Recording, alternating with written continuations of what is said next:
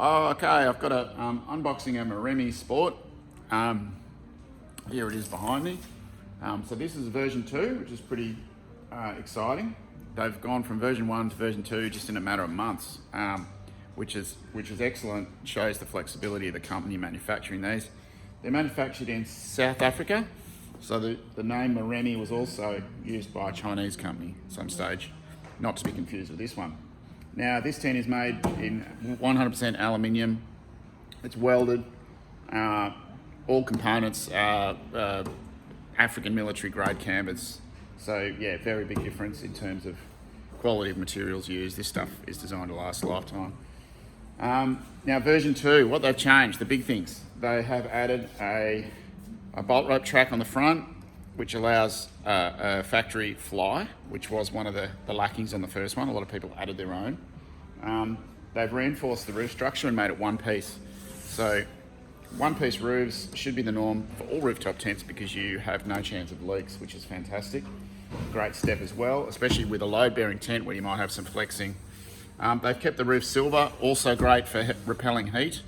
We've seen some sort of horror stories with black checker plate expanding and contracting enough to tear rivets. So none of that with silver, and there is no rivets. Another fantastic component for the roof.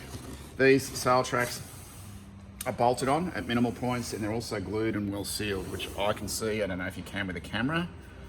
Can't really see the sealant, but yeah, there's sealant in there. It feels like it's Sikaflex rather than silicone, which is great. Most of the African sort of companies have been using unusual adhesives, but that's great. Sikaflex, if you don't know, is a fantastic adhesive in that you can reapply over it in the case of wear and tear over time. So very user-friendly and repairable.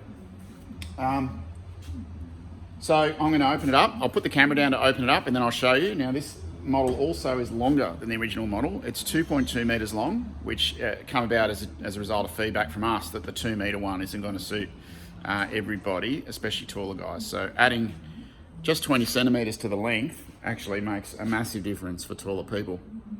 Anyway, I'll sort of throw the camera down and come back to it. I got my friend here that's Amy, thank you, to help me so I can show you the setup as well. So you got one latch here, handle in the middle, one latch at the back. You take your 2 latches off, nice and easy load, a bit harder up the top, but same as all of them. Oh, what have I done wrong?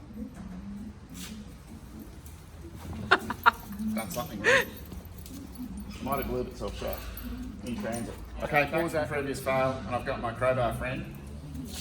I've given it, so maybe if you get a new one and you're unboxing it, there's a chance that its seal has got very tight in transit. There's a little pry. It had a bit of stick or something on it. Anyway, it's all good now. So once you lift it to there, find a strap so it doesn't fly open in a great rush, and you can ease it out. Pulls nice and tight. Now there's a second bar in this one, which is here. If you come in a bit closer, Remy. So you've got a bar here that's gas strut operated as well, which basically sets up the tent, and that's it, it's set up. So inside, maybe I'll bring a torch to it. Oh shoot, I'll get a torch. No, it's not too bad. Can you see yep. there? Yep. So come right in, you'll see they've actually added pockets and pouches and things to the back wall, which is pretty cool. Got some storage spaces. You've got 2 front doors, and then you've got 2 entry doors at the ends. Oh, they've added different mesh as well, which is cool.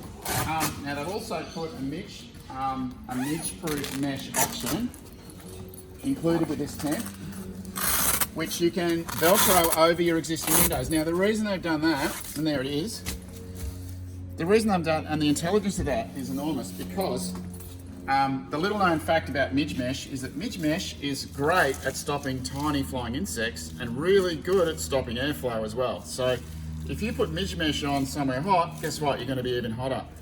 By doing this, you can actually say, I'm going to double the mesh because the insects are a problem, but you can weigh up which is a bigger problem, being overheated or attacked by mozzies. So great that they've done it in stages. I think that's an excellent and really intelligent idea.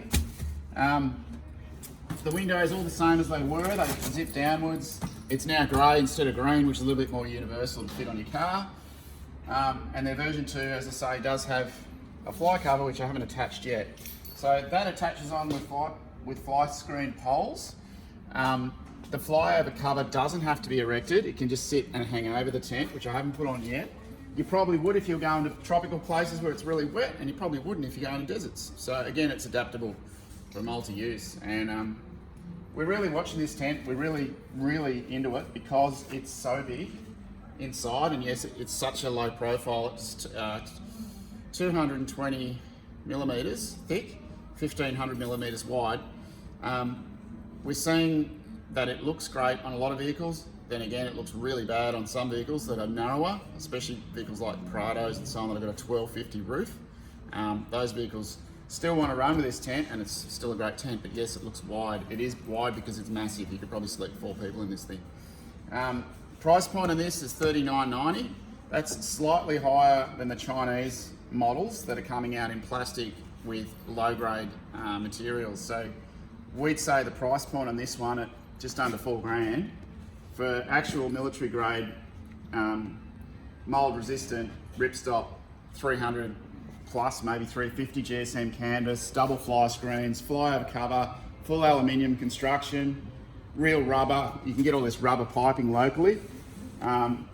You know, everything here is repairable in Australia with local trades, which, because it's quality gear, you can do that. So I think this is a great effort by the manufacturer to get something out that can last a lifetime that's sort of under the $4,000 mark, which is fantastic value at the moment. So yeah, we think this one will go well with its superior space. The cons on this one, there isn't many. Being a load-bearing tent and being able to carry gear at that size is already a massive advantage. It's competing against the likes of the Bushco Black Series and the Alpha, which are both fantastic tents as well.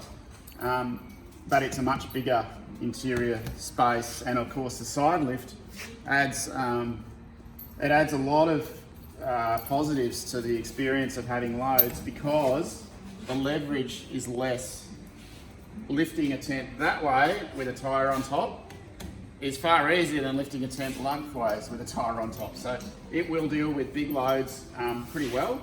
We did test this with a stand-up paddleboard, an inflatable paddleboard, a few chairs and a 30-second tent, Oz tent, 30-second tent, and I still found it quite easy to lift from the side. That would have been a load of around about 40 or 50 kilos on the roof over 3 weeks. And we just lifted it every day with everything still on the roof, so no unpacking, which is great. I'll stop rattling on and give you a bit more, finish off with a few maybe some close-ups, then you have a little look around at the finish quality.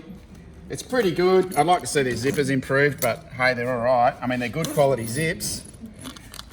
Oh yeah, you can get them down over. This is just a bit, I suppose if you go right down, oh no, you can get them over it